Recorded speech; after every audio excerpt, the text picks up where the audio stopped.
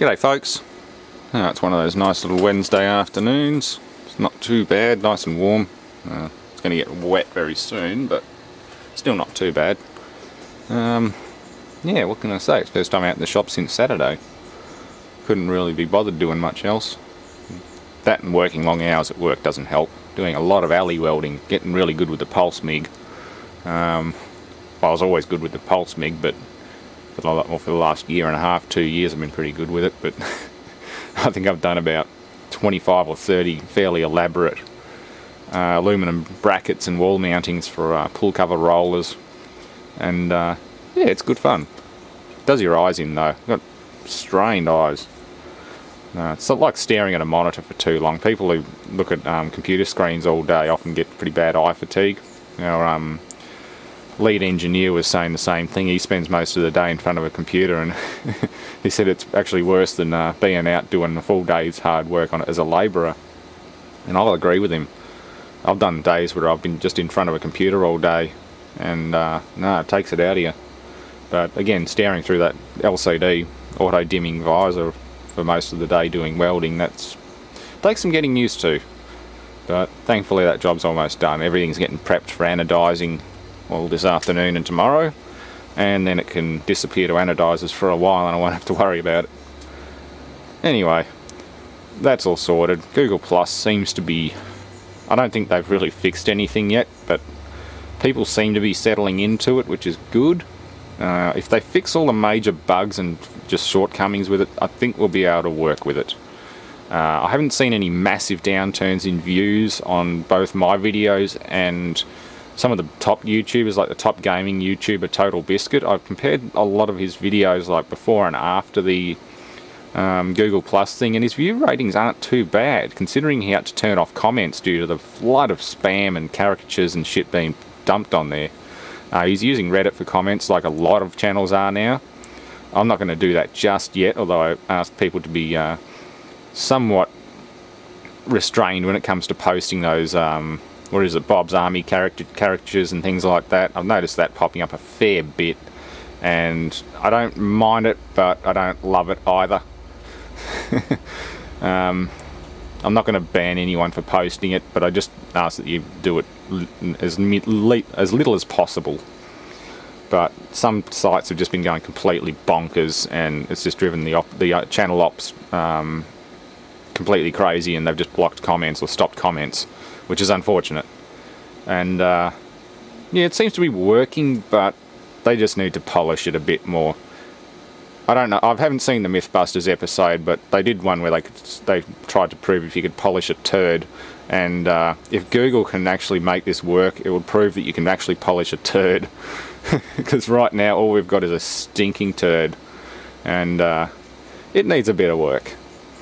But apart from that and its little shortcomings, yeah, people are settling in and it's good. I'm seeing a lot of people whom I've seen for years following my videos still hanging around, which is great, and I encourage everyone just to see it out, or at least try and make it work.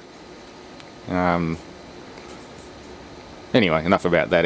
There's a million videos on the Google Plus and integration stuff, so yeah, go watch one of them. Don't bring it up on my channel.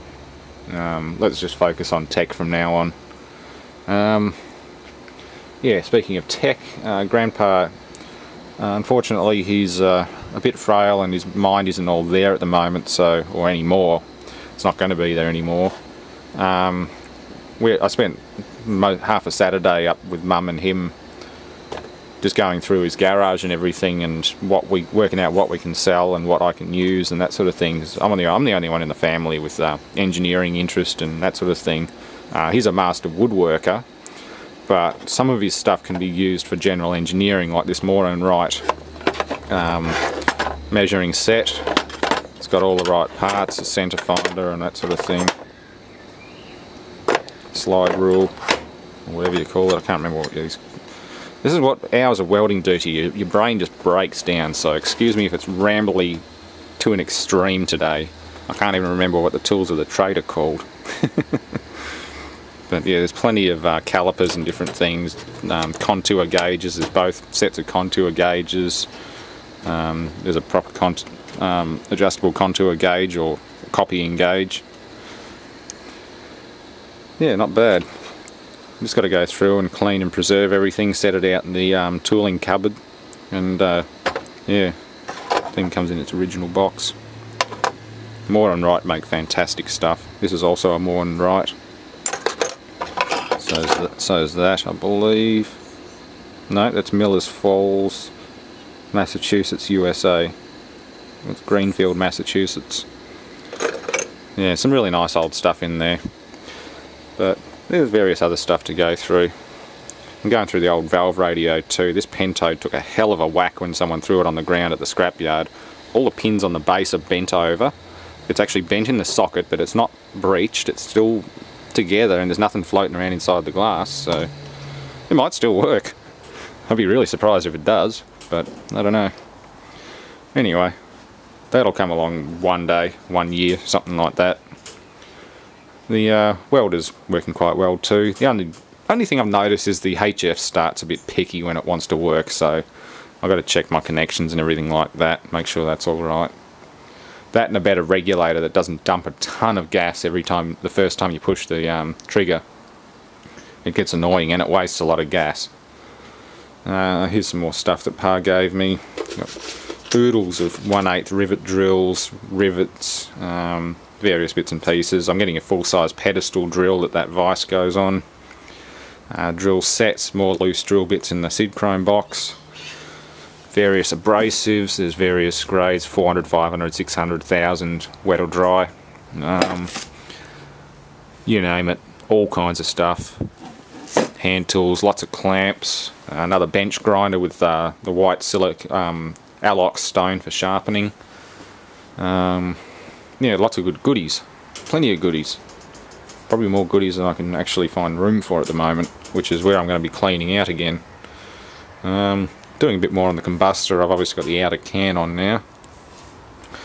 Need the mill drill in so I can spend a good couple of hours just carefully plotting out and drilling holes on my combustor liner. But that'll get there one day. It's a rainy day project, what can I say? I think it was pouring with rain when I did the welding. It was a while ago. But anyway, not much else going on. Various car stuff. I've knocked back a couple of cars. Well, not knocked back. I've been tempted to buy them off Gumtree, but I decided probably not a good idea, especially because my rego for the Ford just came in. But yeah, a Ford Explorer 96 model for $850 is kind of tempting. It needs the timing chains though. It's the double overhead cam engine. I know a lot of people are going to freak out and say I'd be crazy to buy it, which I think I would be. Yeah, special tools. I think the timing chain's on the back of the engine between the transmission, so it's an engine out job. Basically, I'd get in over my head. Not a good idea. The other car's a $500 Daihatsu Charade. Good running driving condition. I think it only need an engine mount for roadworthy. But again, it's a 4-door model, not so desirable for turbocharging or anything like that. Not bad for $500 unregistered, but yeah, I don't know. There's so many good cars coming up. I want to talk to my mate at work about, see if he's still got his 90 or 80 something F-150 with a 351 Cleveland in it. That'd be kind of fun. Needs some rust repairs, but it'd look good in just painted in flat black, big tyres on it, chrome trim. That's about it. No nonsense pickup. That'd be cool. But I think he wants like $1,500 to $2,000 for it. So yeah, choices.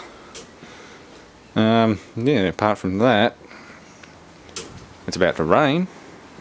It's not so warm anymore. There's a dead copier that needs to go. And Blue's happily sitting there, waiting for me to put the interior back together. And that needs to be assembled.